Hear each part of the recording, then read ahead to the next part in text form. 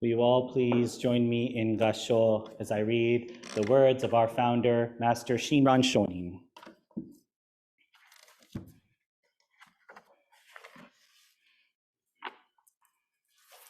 How joyous I am, Gutoko Shinran, disciple of Shakyamuni. Rare is it to come upon the sacred scriptures from the westward land of India and the commentaries of the masters of China and Japan. But now I have been able to encounter them. Rare is it to hear them, but already I have been able to hear. Reverently entrusting myself to the teaching, practice, and realization that are the true essence of the Pure Land Way, I am especially aware of the profundity of the Tathagata's benevolence. Here I rejoice in what I have heard and extol what I have attained. Namo Amida Butsu. Namo Amida Butsu. Namo Amida Butsu. Namanda, Namanda, Namanda. Good morning, everyone. Good morning, Sensei. Apologies if I appear a little bit tired today. It's because, as many of you probably are aware, I just came back from Disneyland. And after this trip from Disneyland, I have one question for all the parents in the Hondo today. How do you do it? I mean, I have never seen I don't remember Disneyland being so busy. And not just going to Disneyland, but the planning of going to Disneyland. Reverend Cindy and I had to make sure that we reserved our tickets for the park on the Christmas holidays at least 90 days or so in advance. We had to make sure that we were one of the first people on the website to make those park reservations. The other thing we had to do was the previous year, or at least at the very beginning in January, we had to make sure that we reserved the hotel rooms. Otherwise, there would be no hotel rooms for us to stay in. The other thing that we had to do was once the reservations for the restaurant became available, we had to set our alarms for 5:50 in the morning to make sure that we were able to log onto the website by 6 a.m. when the reservation block opened up, and we had to split our party into two groups. So all of the four of my family went, and Reverend Cindy's family went too. So there was 9 of us in all. So we had to call the park to just say, how do we make reservations for 9 people because the website's not letting us? They said, you have to split your party into 2 groups and then get to the restaurant early after those reservations have been made and tell them what your situation is. And so 60 days before the reservations opened up, we wake up at 5:50, log onto the website, refresh the page at 6 a.m., get to the restaurant, or at the restaurant we want to reserve at, and get our reservation time down and press the button and make sure it goes through. Thankfully, we were able to get all of our reservations because we were told by many of the park representatives that there would be virtually no chance of getting a sit-down table at any of the restaurants if you tried to do a walk-up during this time. So once again, parents, how do you do it? This was actually what was really nice about this trip was that it felt like a shift in the responsibility because both Reverend Cindy and I made all of the reservations, we made all of the arrangements, we made all the plans, basically. We were also somewhat in charge of the itinerary. So our parents actually just got to, kind of sit back and enjoy the ride and just kind of go, along with the flow of the itineraries that we made. But I gotta tell you, planning the whole trip was one thing, but then actually doing the trip was a whole other thing. Yes, we were able to go to Galaxy's Edge, the new Star Wars land, and I got to tell you, if you are able to go to it, please do. It is well worth the wait in line if you have to wait in line. And of course, save your money because we're a little bit poor now because Disneyland is very, very expensive. But seeing all of the kids and all of the hard work that the parents put into taking their kids to Disneyland, I gotta tell you, this really brings to mind actually the hard work and dedication that Bodhisattva Dharmakara put into ensuring that we are all born in the Pure Land after we die. And I feel exhausted now. I feel utterly exhausted. I'm still somewhat tired and running on fumes, I think, after such a trip. And there's that expression, you need a vacation from that vacation. It's very, very true. And yet, at the same time still goes on, doesn't it? The days continue to go forward. No matter what happens, the days will still continue. Now, I don't know why anyone would want to remain in a 2023, but as you all know, we are on the last day of 2023. And whether we like it or not, the clock will chime midnight and it will become 2024. And in this regard, we come to the realization that time is not something that we can control. We can monitor it, we can pay attention to it, we can even plan our lives around it. Yet whether we like it or not, time still continues to march forward. And it is in this regard, I think, that we have all of these celebrations. We have this Joya-E here to reflect on the past year of 2023.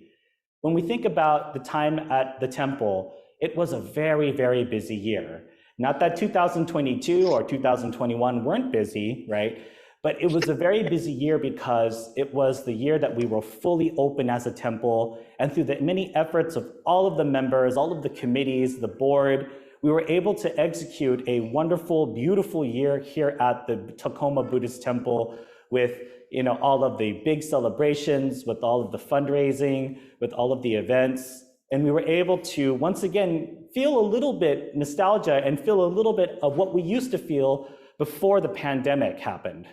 It was wonderful to have the streets lined with people during Obon Festival. It was wonderful to see all of the smiling faces dancing in the newly paved street, by the way, in the newly paved Fawcett Avenue. Ooh, it was so nice to dance on a smooth surface, and I'm certain that the Obon dance instructors in the congregation today can agree to that. It was also a very busy year, as you all know, that I have been assigned as the supervising minister to the Oregon Buddhist Temple. And of course, this means that once in a while I do have to go down there to give the Sunday service. But I also think that it's yielded some very positive changes to the Tacoma Buddhist Temple as well. In October, Reverend Blaine Higa was able to come and give a beautiful Dharma talk, but then also a seminar on Saturday.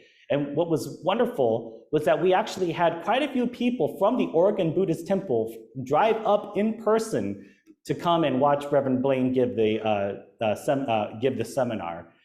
I see a wonderful future of all of our temples in the Northwest collaborating and working together very closely. Not that we would ever lose our identity or lose the specialness of what makes Tacoma Buddhist Temple so special. But that being said, it is wonderful to see that we have opportunities in the future to collaborate with our sister temples here in the Northwest in services and in lectures and seminars. I think it's very important that we learn how we are all connected with each other here. We've seen some new faces join the temple. We've had to say goodbye to some of our long beloved members as well. When we think about this past year, we realize that time doesn't stop. And we realize that we, in a sense, have no control over when this time happens, right? When the clock strikes midnight. Sometimes we wish time could speed up, like when Reverend Koyama is not giving a very interesting Dharma talk, or we want things to go faster. Sometimes we wish we could slow down time. Sometimes we are overwhelmed with things to do, like how I felt at Disneyland, right? We wish that we had more time to ride on all the rides. Sometimes, if we haven't really studied for an exam, we wish we had more time on a test. Sometimes, when a loved one is about to pass away, we wish that we had more time to spend with them and tell them how much we love them. But either way, the Buddha Dharma teaches us that impermanence is a reality. And of course, it doesn't tell us to abandon our emotions and to just flick them away and become stone cold feeling people. It tells us to fully embrace the emotions that we feel, to ride this roller coaster that we call life, but just do our best not to get stuck in these frustrations, to get stuck in these dark patches, right? And it's the same is true with the big happinesses in life as well. When we are able to go on vacation, or when we win a contest, or when we, win something. I'm still riding the high of winning the softball tournament this past year, right? Even those things, right? We can't get too attached to, because they can't last forever, right? The ultimate positivity, if it becomes less positive if we just stay there all the time. But lastly, when looking back on this year, I realize how fortunate we are to be able to gather in the Tacoma Buddhist Temple and to listen to the teachings of Master Shinran. What brought us here today? For some of us, it was a long line of family members who have attended this temple from years and years past. Their names might even be engraved upon the temple walls or in the temple posters. Others, it could be as simple as looking on the website. You're interested in Buddhism, so you look and see which temple is closest to you, and here we are to help serve you, right? This is, what led us here to this day, right? What led us here? And this is actually the quote from Master Shinran that I read this morning, right? Rare is it to encounter these teachings of Shakyamuni Buddha. Rare is it to come upon the sacred scriptures of the western land of India and the commentaries of the master of China, right?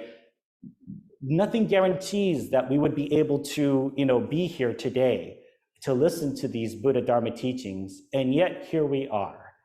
And actually, there's quite a few of you here today. How wonderful that we are all able to be here today to celebrate the final day of 2023. There are numerous causes and karmic conditions that have led us here today, that have been able to grant us the ability to be here today. And because of those numerous causes and conditions, our karmic causes and conditions, we should be so happy and grateful that we are all able to spend time with each other and be able to support each other in times of sadness, be able to be happy with each other in times of great joy. So I ask us all to reflect upon this past year of 2023 with a grateful heart, with all of the ups and downs. It is so wonderful to see you all here today, and how grateful I am that we are all able to come together and spend our last day of 2023 here at the Tacoma Buddhist Temple. Will you all please join me in Gassho and recite the Nembutsu with me. How joyous I am, Gutoku Shinran, disciple of Shakyamuni. Rare is it to come upon the sacred scriptures from the western land of India and the commentaries of the masters of China and Japan. But now I have been able to encounter them. Rare is it to hear them, but already I have been able to hear. Reverently entrusting myself to the teaching, practice, and realization that are the true essence of the Pure Land Way, I am especially aware of the profundity of the Tathagata's benevolence. Here I rejoice in what I have heard and extol what I have attained. Namo Amida Butsu. Namo Amida Butsu. Namo Amida Butsu. Namandats, namandats, namandats.